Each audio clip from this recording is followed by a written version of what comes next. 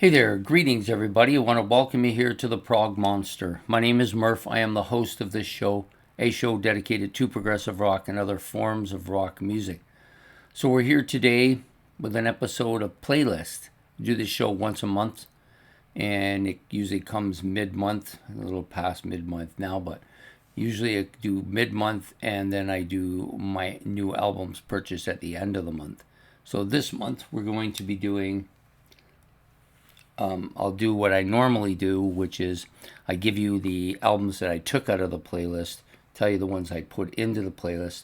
I give you a favorite 5 albums for the month, and talk about some of the other stuff that I've been listening to over the last month. So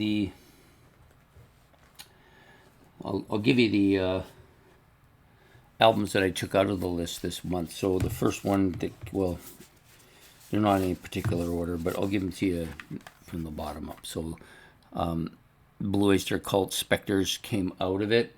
It was in there a good, I want to say it was in there maybe 6-7 months, maybe. Keys to Ascension, about 5 months in there. Atomic Roosters Sleep. This one is called Nice and Greasy. I didn't really like this album. I had it only in there maybe a little over a month, and I tried, but I just didn't find it appealing to me at all, so I took it out. I want to use up a spot that could be used for something I like. Next is Jethro Tull's Curious Remnant. I liked this initially. It hasn't really stood up as well as I hoped it would. It's been in the playlist about 4 months. I liked it better than his previous album, Rock Float, but I didn't like it as much as the Zealot Gene. Thought the Zealot Gene was the best of the 3 ones he's released in the last 4 years. It's not that it's a bad album. I think the music's pretty good, but they've kind of made the music so that it suits his voice, which means it's toned down, doesn't have that flamboyancy that you used to getting from Jethro Tull's album, because his voice isn't flamboyant anymore, so the music isn't.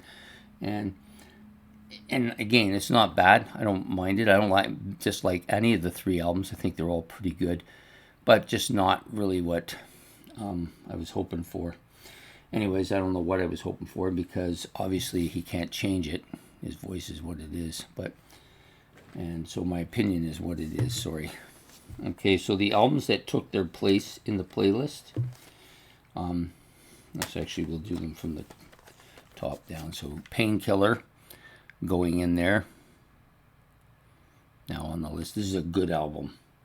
It's a little faster pace, almost speed metalish than I used to, but still a really good album. The artwork, of course, is brilliant. The next album to come up is one that I purchased last month. It's a new album. I've done a review on it and what's new. If you want to see that, you can go back and look for it. This is Edensong, Our Road to Dust. This is a good album. I don't know if it's as good as my initial feelings about it, but it's still, I think, pretty good. Maybe it'll grow on me a little more. This is the problem with progressive albums with me. They just take a while for me to really get into them. Next up is an album I liked when I was listening to it the first time. Then when I was listening through some of their discography, I liked it, and then I put it in my playlist, and its turn has come up to make it on. And that's Time to Turn. This is Eloy. I don't know what year this album is. I think it's in 82 originally. Like most Eloy albums, has great album cover. This music is pretty good. It's pretty strong. Not so spacey, though. Not as spacey as some of their other albums I didn't find, but it's in my playlist now. And the last one, which went in today, is Rock Island, Jethro Tull. So I'm getting down to having listened to every single Jethro Tull album. Well, I have listened to them all, because in order to get put in the spot to go in the playlist, you have to have been listened to at least initially once when I bought it, and then to decide if it goes in or not, and then it's been in there. So Jethro Tull's Rock Island. There's 2 more, I think, Tull albums, or 3 actually, if you count the first one. So 3 of them that still have to go in the playlist. And then I'll probably do a ranking once I get feel. But I'm not too sure about this one. I can't remember much about it. I did 2 listens to it. The one when I bought it, and then one before I put it in the weight turn. I think this is decent enough, so we will see. So those are the 4 additions to the playlist, and so the other stuff I've been listening to includes my entire Styx collection, because I'm going to be doing a live stream on that this Sunday. So I've listened to all the albums. Took a couple weeks to go through them all. Pretty much what I figured with Styx. They have some like absolutely extraordinary albums.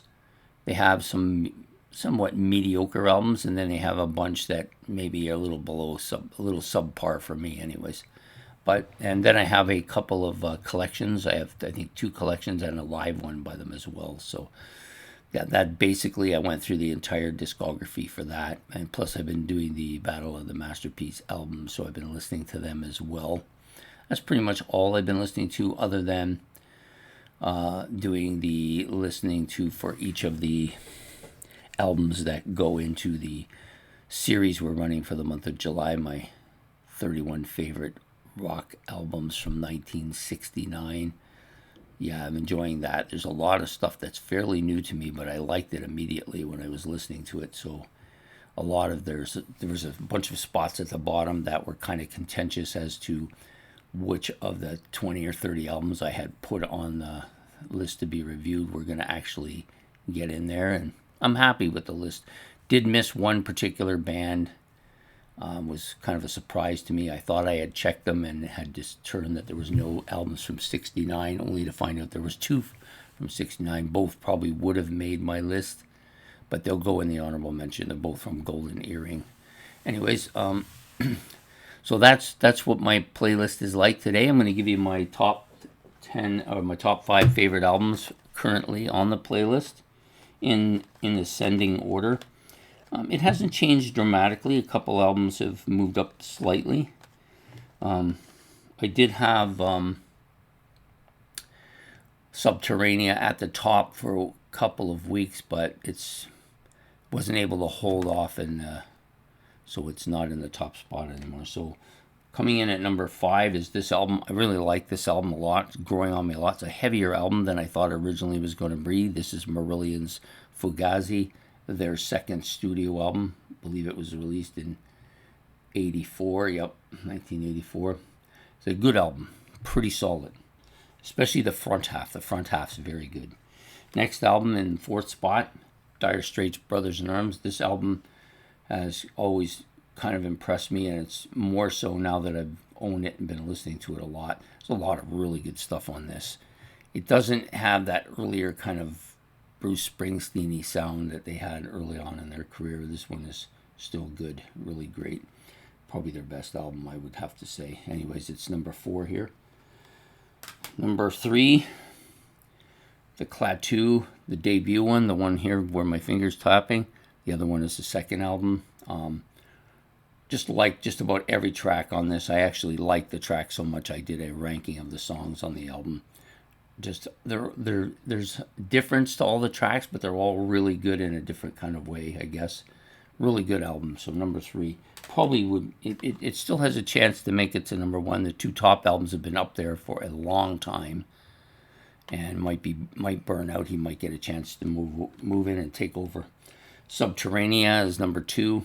Did have a period where it was at the top briefly for a couple weeks, but wasn't able to hold on long enough to get the monthly rating. But it's a good. My view of it has changed a little bit. So the back album was my favorite at first. Actually, I think I'm confusing that with the Book of Souls. Yeah, I think it is. The Book of Souls, I like the back album. This one, I like the front album one, which I like quite a bit. So there's 2 discs that come with this. The first one has 11 tracks. Love them all. Second one has 8 tracks. Like some of them quite a bit. But there's a few on here that I think are not really my taste, but overall, great album. And number 1, of course, is back at Gentle Giant after having the top spot for a couple months, and then it dropped for a couple weeks there. I thought Subterranea had moved ahead, but then I was listening to this last night, and I said, no, this has got to go back on top. This is a magnificent album. There's just nothing you can say about it. Every time I listen to it, I like it more. Raconteur Troubadour, fantastic song. Knots is really good. Cry for Everyone, fantastic. Like it's just every song from top to bottom really good. And I listened to it twice last week because I got the new version, not the new version, the Red Octopus version. So I listened to that as well. Yeah, just a great album. So that's my top 5. Give them to you once more, just in case you like to keep track. Gentle Giants, Octopus, number 1. Subterranea from IQ, number 2.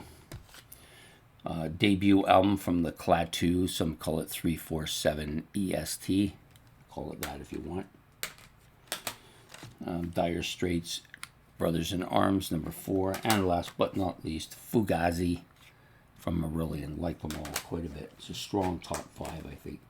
So that's it for the playlist for the month. That's what's going on. Those are the albums I like the best. Those are the ones that come in and went out of my playlist. And yeah, so it's going good. I'm happy with the way I listen to the music. I listen to the playlist. I mix in the whatever particular discography I'm listening to, plus the Battle of the Bands album. So I kind of work them all in so that I get in, or anything new that needs to be listened to. Things like What's New, look back at a classic rock album. All those ones have to be listened to before you do the episode.